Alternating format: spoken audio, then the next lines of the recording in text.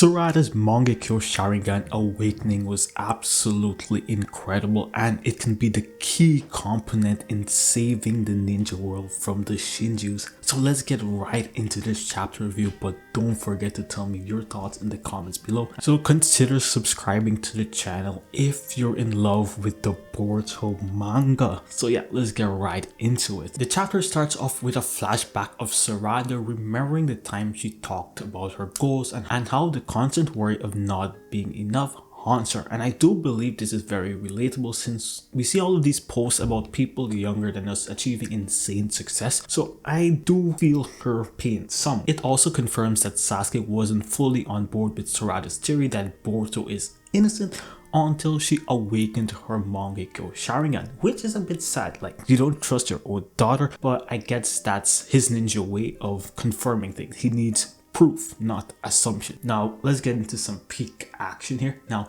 Sarada's first Mangekyou Sharingan ability is like a black hole that she can control. It has its own gravitational pull, making it an ideal counter for Ryu's magnetic sand. And for the first time, we see Ryu panicking since he lost all control of his only attack and defense. And the art in this sequence made me slightly scared. It reminded me of Gojo versus Toji in Jujutsu Kaisen Season 2, and that fight was amazing. I really hope whenever the anime gets to this part, they give us a similar feel of panic and desperation in this fight. But I need to thank both Ikimoto and Kishimoto for this heartfelt poem. For too long, I have averted my gaze, fretting that my goals to become Hokage was so out of never being able to do anything about all the calamities. I didn't want to acknowledge it. I was scared to admit how powerless I am.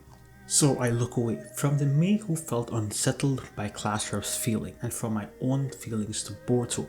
I rejected them as my weakness, not realizing that I also rejected power hidden inside of me. That was the most perfect way of Sarada showing her feelings. It even made Ryu scared, and just like that, Ryu was turned into a million pieces. And the unfortunate thing is that Ryu did cry for help, but Jura just ignored him, like he didn't give a single. But yeah, that was actually a bit sad. Now to Kashi and Koji. Here we can see Koji isn't playing with emotions or ethic. He's just following a plan, and I can see this being an issue with Boruto as the story continues. Boruto does have some of Naruto's sympathy within him, and I think the time will come where Boruto will have to make a decision that's going to contradict Koji's plan, just like what we're going to see in a few pages, but something even more extreme. Now Koji also revealed that Sarada's Mangekyou Sharingan awakening is crucial for their success, but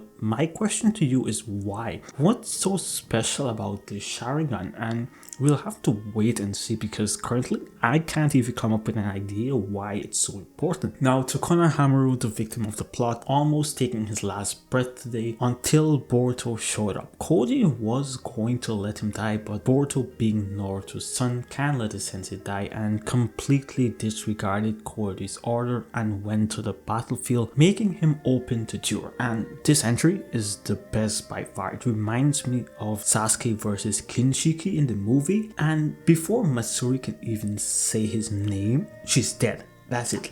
Like, it was that badass. She didn't even get to react quick enough and she's gone. Like, it was insane. Really shows how fast he is. And that's it for the chapter. It was really amazing. I really can't wait to see what happens next. I want to see Jura's encounter. But for the video, hope you had as much fun reading this chapter that I did, and I'll see you in the next one. So peace.